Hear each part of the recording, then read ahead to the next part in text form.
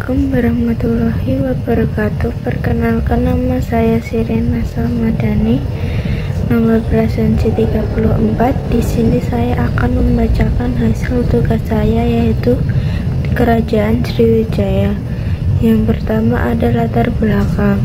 Pada tahun 1892, sebuah prasasti ditemukan di kampung Kota Kapur, Desa Penanggan, Kecamatan Mendo Barat, Kabupaten Bangka. Prasasti yang ditulis dengan huruf Pallawa dan bahasa Melayu kuno itu mengandung beberapa kata yang dibaca sebagai Sriwijaya.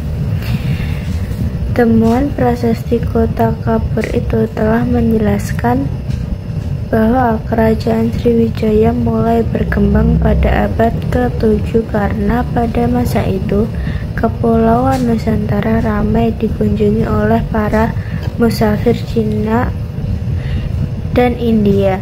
Sejak awal pusat pemerintahan Kerajaan Sriwijaya berubah-ubah. Semula Sriwijaya berpusat di Minangga, Tamuan, lalu pindah ke Jambi dan berakhir di Palembang.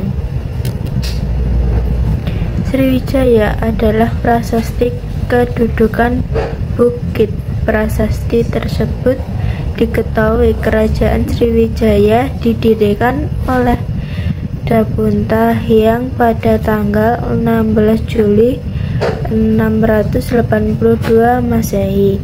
Nama lengkapnya tertulis pada prasasti Talang Tua, yaitu Dapunta Hyang Srijayanasa.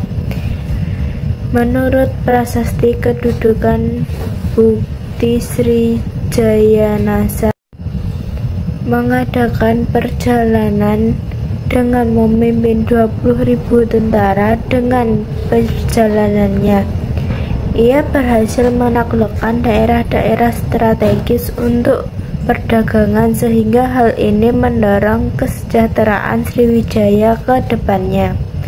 Sriwijaya merupakan kerajaan yang bercorak kebudayaan India tertua ketiga.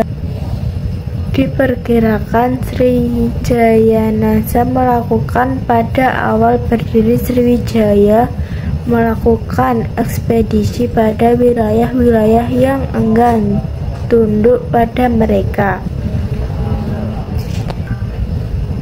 Ekspedisi ini sejalan dengan masa keruntuhan dua kerajaan pendahulunya, yaitu Kerajaan Tarumanegara di Jawa bagian barat dan Kerajaan Kutai di Kalimantan Timur. Yang kedua ada masa kejayaan. Kerajaan Sriwijaya berkembang menjadi sebuah kerajaan besar sejak abad ke-7 hingga abad ke-1 Masehi. Hal ini dilihat dari kedudukan kerajaan yang mencakup wilayah-wilayah strategis untuk menjaga dominasi perdagangan laut. Raja Dharma Setu berhasil melebarkan sayap Sriwijaya hingga semenanjung Malaya. Bahkan kerajaan ini membangun sebuah pangkalan di daerah Linggor yang memungkinkan kapal-kapal dari Cina, India singgah. Puncak kejayaan Kerajaan Sriwijaya dimulai pada abad ke-8 hingga ke-9 di bawah kepemimpinan Raja Balaputradewa 850 Masehi. Pada masa tersebut Sriwijaya memiliki kekuasaan hingga Malaysia, Singapura, dan Thailand Selatan. Berdasarkan prasasti Nalanda, Balaputradewa merupakan anak dari Samartungga, Raja Kerajaan Mataram kuno, dari garis keturunan Shailendra. Di bawah kepemimpinan Raja Balaputradewa, Sriwijaya dikenal sebagai kerajaan maritim. Kerajaan ini membangun armada laut yang kuat dan membuat para kapal perdagangan yang singgah di kerajaan ini merasa aman dan gangguan kerajaan Sriwijaya mampu menaklukkan jalur perdagangan strategis Selat Malaka meliputi daerah Bandar Melayu di Jambi, Kota Kapur di Pulau Bangka, Tarumanegara, dan Pelabuhan Sunda di Jawa Barat, Kalingga di Jawa Tengah, serta Kedah dan Cahya di Semenanjung Melayu. Bukti-bukti kuat Sriwijaya sebagai kerajaan bahari dengan ditemukannya runtuhan perahu berasal dari sekitar abad ke-6 sampai ke-7 Masehi, yaitu di Kolam Pinisi, Samirejo, Tulung Selapan, Karang Agung, dan Kota Kapur. Perahu-perahu Sriwijaya dibuat dengan tradisi yang khas, yaitu teknik papan ikat dan kupingan pengikat perompak.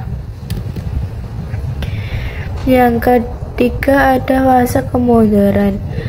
Kebesaran kerajaan Sriwijaya mulai mengalami kemunduran sejak kepemimpinan Raja Rajendra Chola Dewa dari Kerajaan Chola India Selatan pada abad ke-11.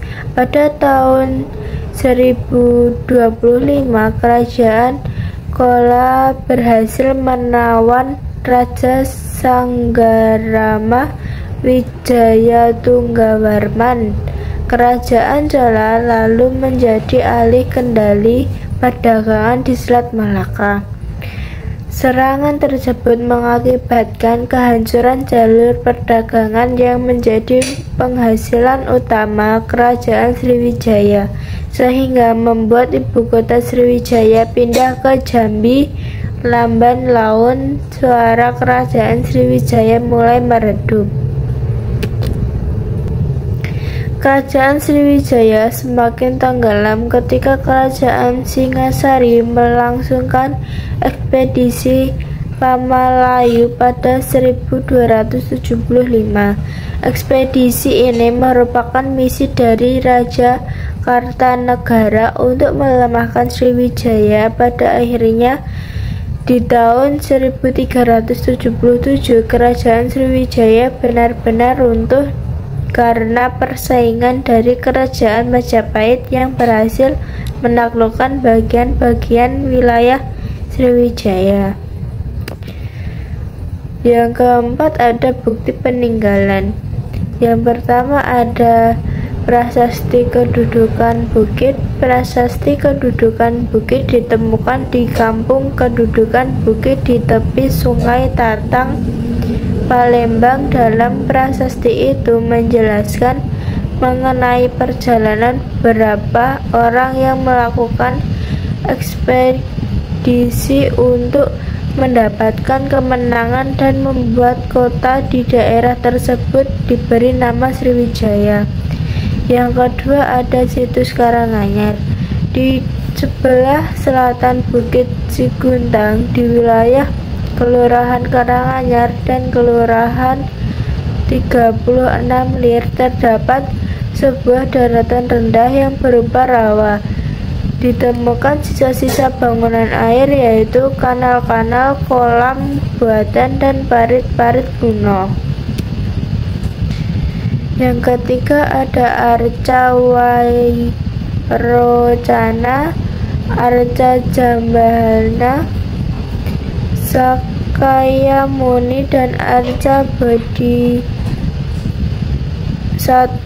Arca Wirocana, Arca Jambala, Arca Syakmuni, dan Arca Bodhisatwa merupakan 4 arca peninggalan situs Buddha yang ada di situs Bukit Siguntang, Palembang. Yang keempat ada Arca Bodhisatwa Avalokiteswara. Arca itu adalah salah satu arca yang ada di situs Bingin Junggut, Mambang, Lubuk Tua, Musirawas, Sumatera Selatan, yang berisi tentang seorang pendeta Hindu yang memberikan persembahan kepada pemeluk ajaran Buddha Mahayana. Terima kasih.